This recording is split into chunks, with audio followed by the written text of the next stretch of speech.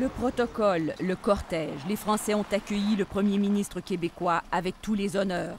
Les rencontres importantes ont eu lieu avec le président Sarkozy notamment, qui a dû bousculer son horaire pour le recevoir. Les deux hommes ont passé près de 45 minutes ensemble. Pour le Québec, évidemment, c'est une relation qui est merveilleuse.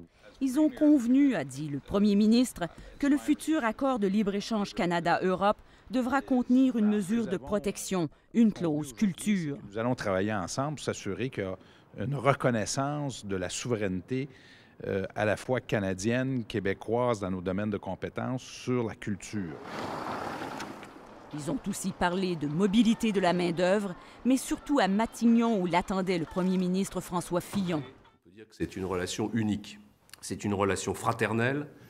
Plusieurs ententes ont été signées. Près de 70 professions et métiers peuvent maintenant être reconnus dans les deux pays.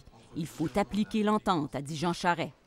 Et ce que nous voulons, c'est que les citoyens français et québécois puissent bouger le plus librement possible, le plus facilement possible entre les deux continents.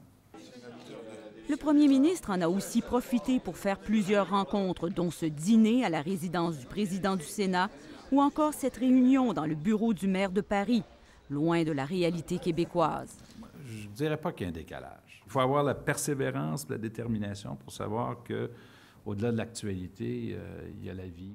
Le voyage de Jean Charest à Paris aura été une véritable bouffée d'air frais alors qu'il a été reçu comme un grand chef d'État.